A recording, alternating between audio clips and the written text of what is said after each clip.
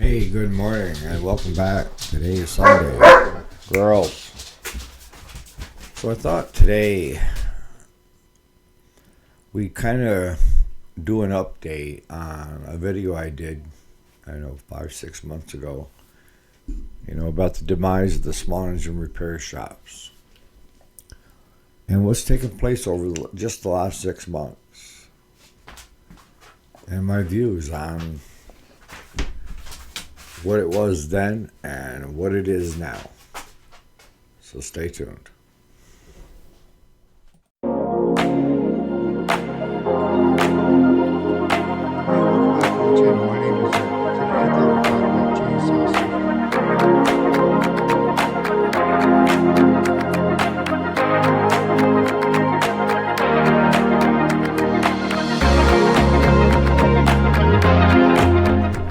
Alright, so welcome back.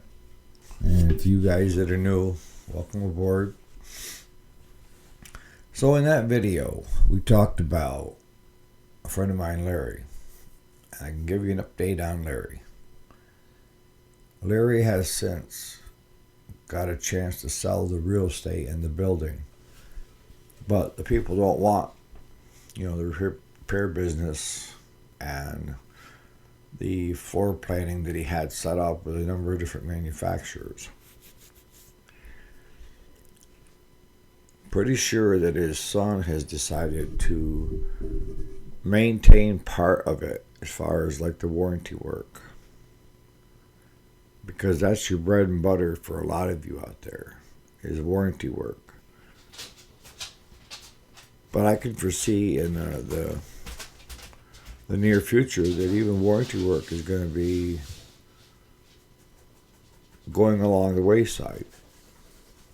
And why do you say that? Well, stuff is getting cheaper and cheaper, quality-wise, price-wise.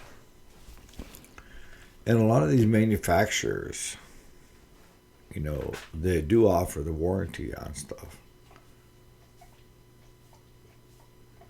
It would be farther ahead for them just to take the unit back and swap it than to hire a shop to tear it down and fix it to get it back out to that customer. Especially if the shops are charging, over $100 an hour. I don't think the price points on a lot of the lawn and garden stuff that the bigger manufacturers are putting out there, I don't think they're making a ton of money, like they used to. And the money they were making before, they could afford to have, warranty shops all over the country. I mean, some of them, like I believe it's Lowe's. Lowe's has gone basically in-house. And what does that mean? In-house is they're now having you bring it back to their store and having one of their guys take a quick look at it.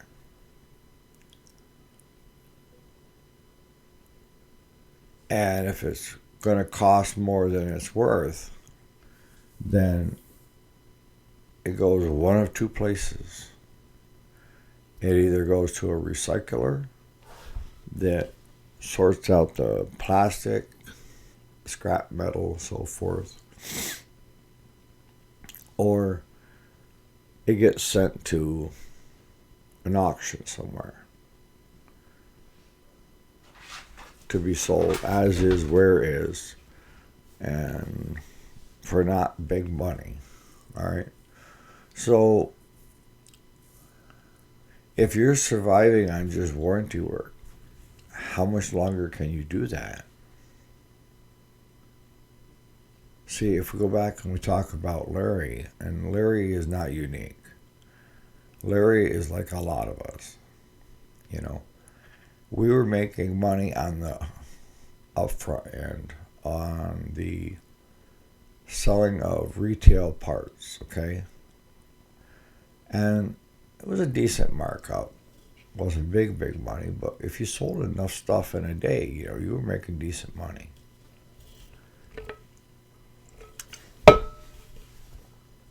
And then we can remember when the aftermarkets came out, that was going to be the demise of, the OEMs, the ones, the original equipment from the manufacturers for that, whether it be Homelight, Honda, Briggs, Kohler, Kawasaki. And the aftermarkets did, find their place, but a lot of stuff still wasn't covered. So you're still, if you wanted, they dealt more in kits, for the carburetors. They got into a lot of the older carburetors. And it was almost like with the aftermarkets, it's kind of like your prescription drug meds, that they can hold a patent on it for so long, but after so many years they have to release that patent, and then you can have generics come out for your medications. I think that's what was taking place in the small engine and the auto parts manufacturers. Is I think that after so many years, they had to let go of that patent on that certain part or drug, so that the aftermarkets could sell it as a aftermarket, or in case of your medications as a generic. All right. And most of us that take medications for this or that, we hope that there's a generic, because a generic's going to be a lot cheaper than if you dealt with, the manufacturer of that medication.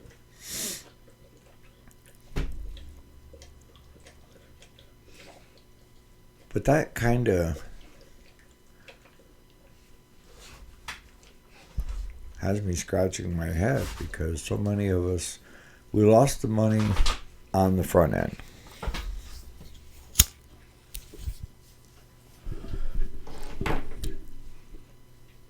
When it comes to business in our industry, you have either a retail setting that sells parts, right?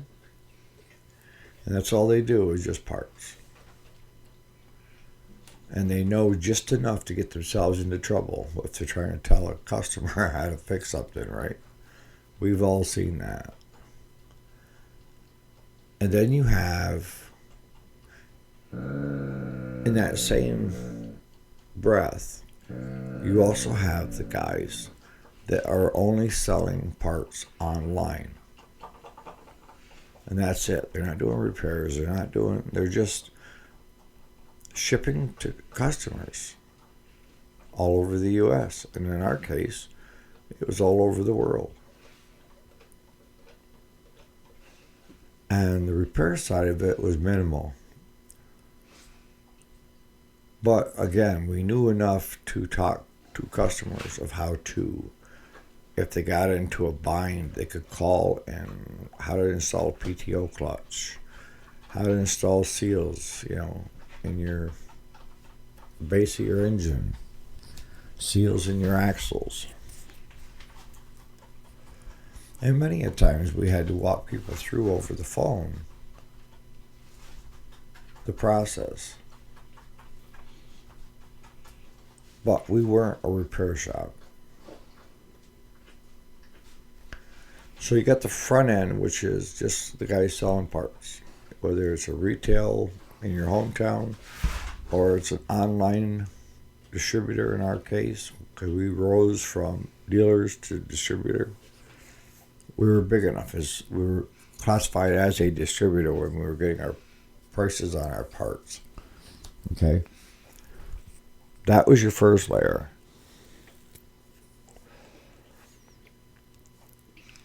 And for us, it was hard in the beginning because nobody was doing much online yet.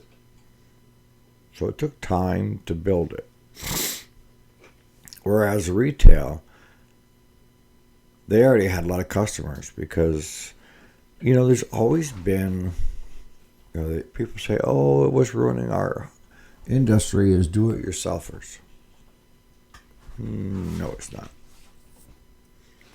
They're not helping, but they're not the demise of our shops. I mean, I can remember,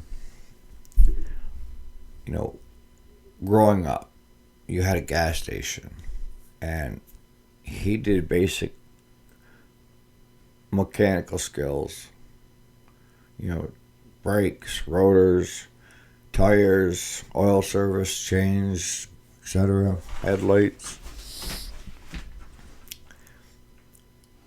And he also had a gas station that was the gas pumps out front. And he wore a uniform. And he would come out and pump your gas. And while he was pumping your gas, he would wash your windshield. He'd have you pop the hood, or he'd pop the hood, and he would check the oil while you were right there getting gas. How many places do that anymore? Those guys are all gone.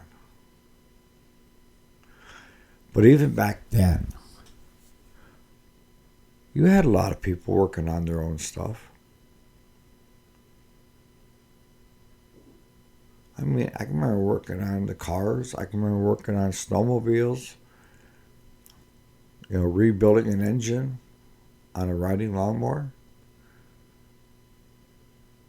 Repairing, parts on my grandfather's truck.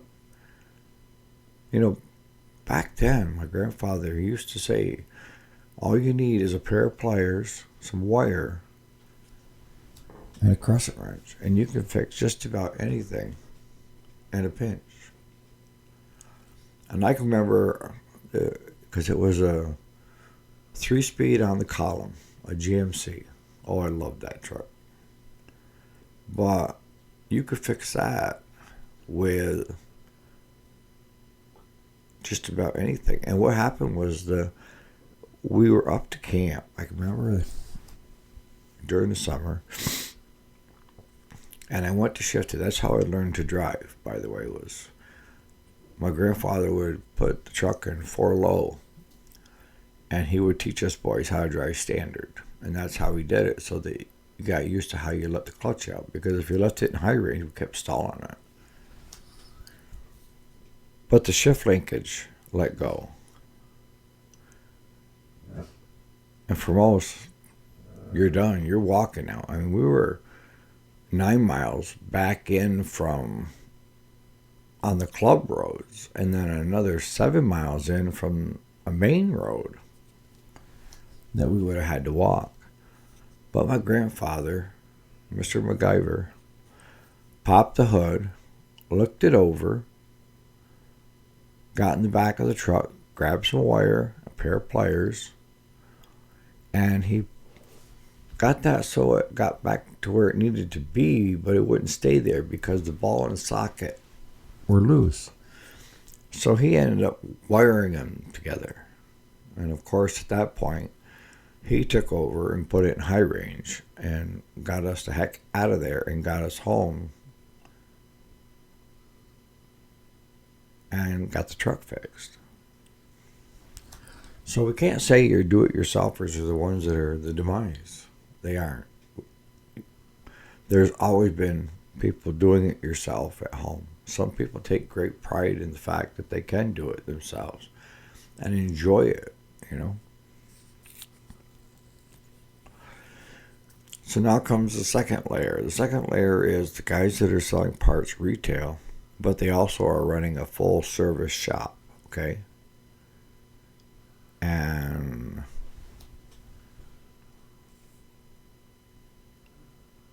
they're stocking a lot of your everyday stuff that people would want. Filters, of all kinds, spark plugs. Back then, we didn't have gas treatments to speak of.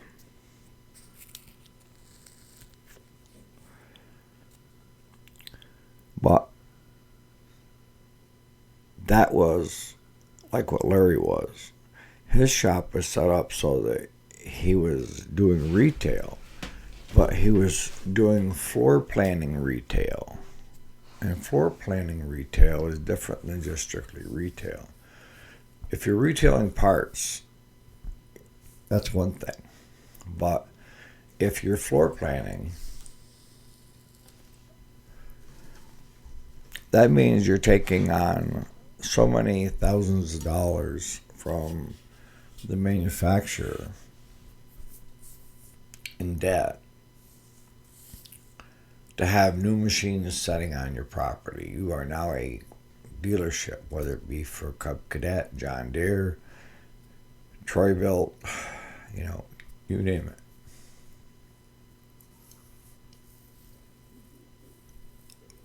And those guys did well in the beginning because they were the front line, and if you wanted a new push mower or a new weed eater or a new riding lawnmower, they were the guys to go to, right? And those guys always took your old one as trade, like car dealers do.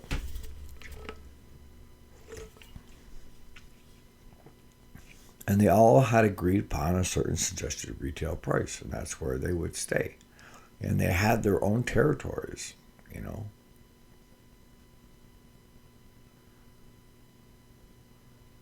I'm not going to say it was guaranteed income, but I'm going to say that, pretty much no matter where you went to what dealership for Cub Cadet, you were going to pay the same amount no matter what dealer you went to. So why not just stay local? So if you have problems with it, you can bring it back to that dealer, right? That was the mindset. And they did well, again, in the beginning. And that was before we started to see a lot of big box stores showing up. Lowe's, Home Depot, Walmart, Tractor Supply. And they started carrying a lot of the manufacturer brands. And yeah, they're different. And how are they different? Most of them are low-end models, entry-level, but that's where the greatest number of sales are, is entry-level, right? The low end. But see, they were buying hundreds of thousands of them. And you, as a local dealer, could not compete. Not on that scale. If you sold 50 riding lawnmowers in the summer, you did good. These guys had stores all over the U.S. So the main purchaser was buying for all those stores. And maybe it's putting 40 riders into each store. But they were buying so many of them that the manufacturer gave them a discount. And that discount allowed them to undersell the manufacturer's normal dealers in the area. So that was the first stab, right?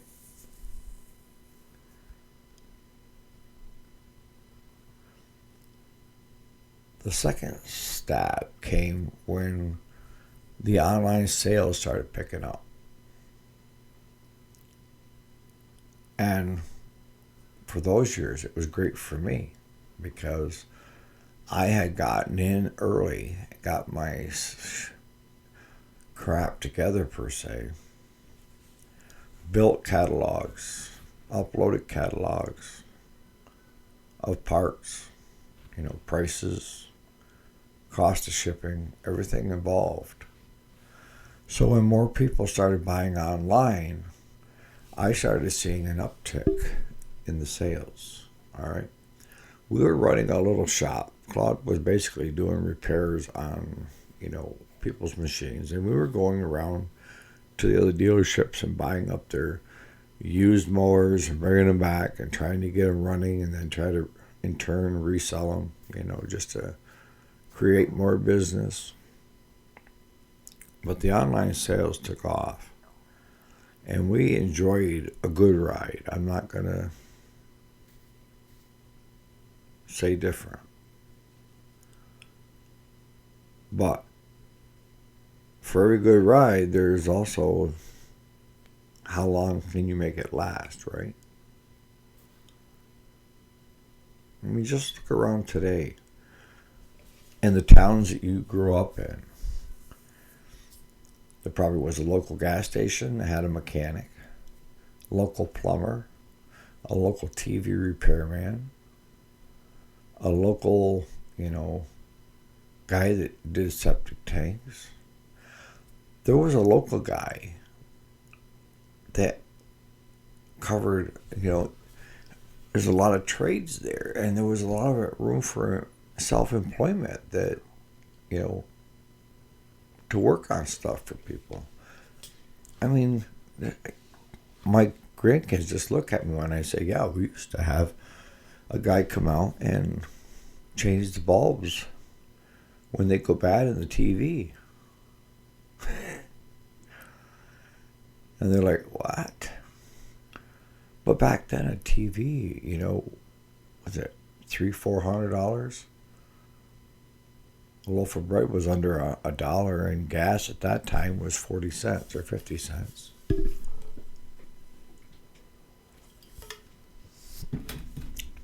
But the community employed these people for certain trades, carpenters. And how many of those self-employed businesses do you see today in your local area? Not many.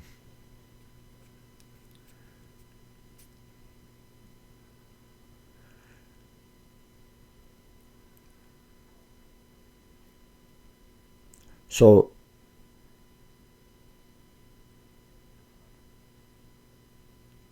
the third tier guys are the guys that aren't selling a lot to the public.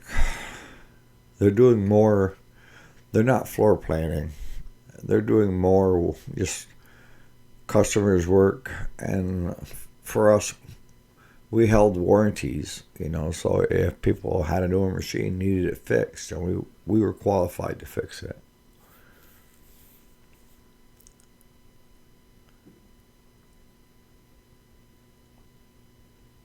But that's no longer. I mean, it's getting tight, really tight.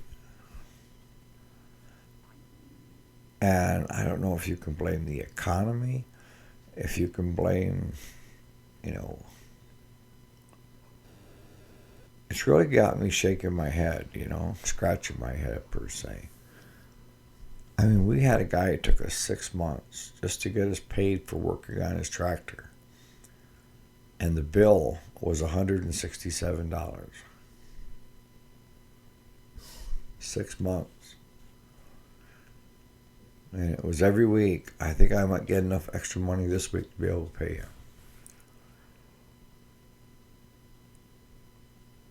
That's pretty rough. I've got one customer that's got 4 or 5 tractors still at my shop from this summer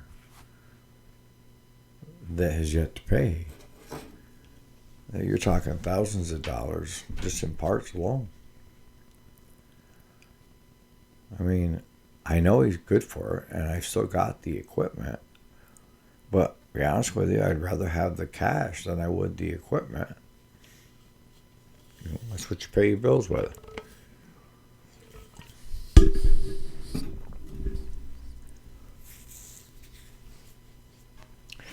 And in that video, we talked about the Go Green. And the change that I've seen up here is they're concentrating less on windmills, but more so on the solar panels. We're seeing them go up like hotcakes.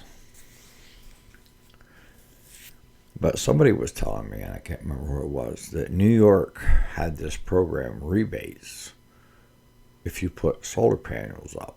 So a lot of these companies are getting the rebates so that they're pretty much covering the cost of the install, or most of it, But the landscape is starting to get, it used to be beautiful rolling farmland.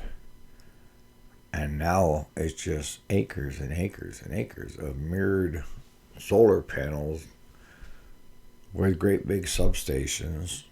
The one place they tried, hiding it behind some trees, but the problem is they planted, like 6, 8-year-old pine trees, and the trees ain't tall enough. You can see right over top of them. But I guess that's for the future to even go more green, right? So where are we headed? Where does it end? And where does the new begin? I guess I'm asking you. We've had a number of solar panel fires, which I guess the smoke coming off from them could be deadly. That's a blessing, right? I don't know where we're headed. I used to be excited about change, and now I'm just kind of scratching my head trying to figure out, where do we fit in now that I'm older? And I've tried to evolve and evolve and evolve and look at other things.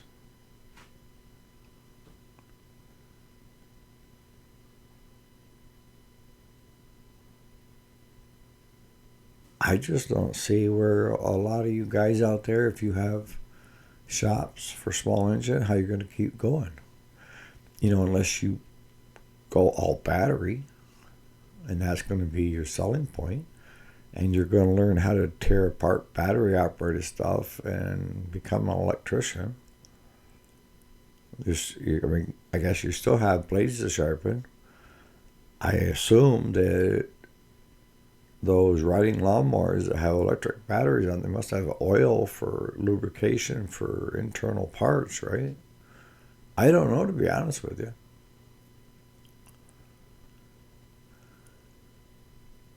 All I know is every day that passes, I see more of your local shops, your mom and pops disappearing, closing up, selling the property for real estate, having an auction to liquidate everything else because nobody bought it because they wanted to become a mom and pop's what have you. They bought it as a rental property, or they wanted that lot or something like that,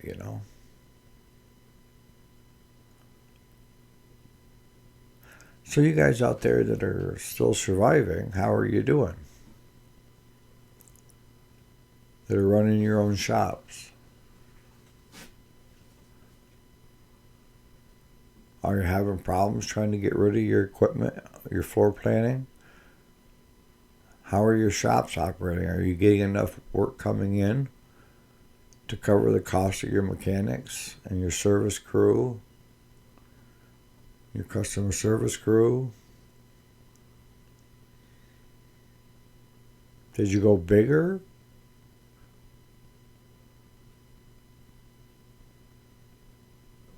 Good question.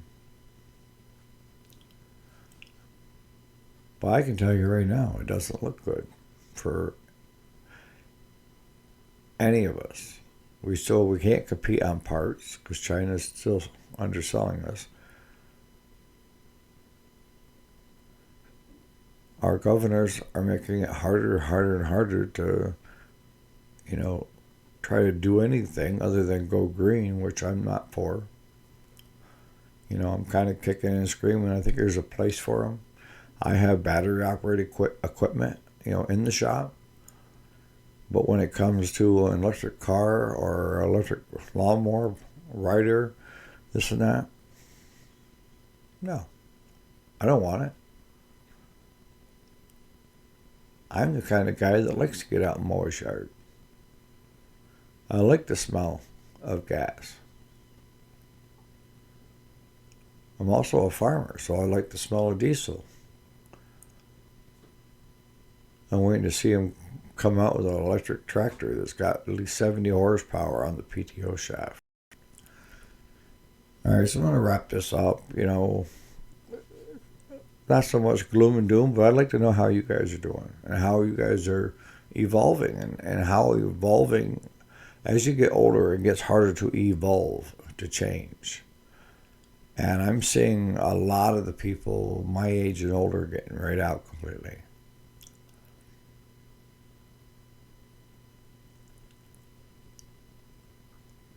And I also did a quick search online, of YouTubers that are getting out as well into the local repair shops.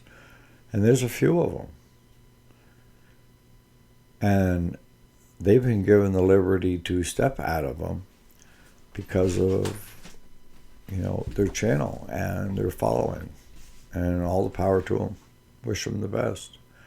But they're getting out of doing customers' machines because there's no money in it anymore. Your customer hasn't got a lot of money to spend, and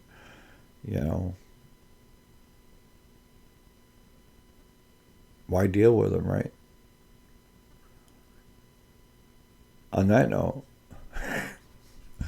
you guys have a great Sunday, and let me know how you're doing. All right, talk to you later.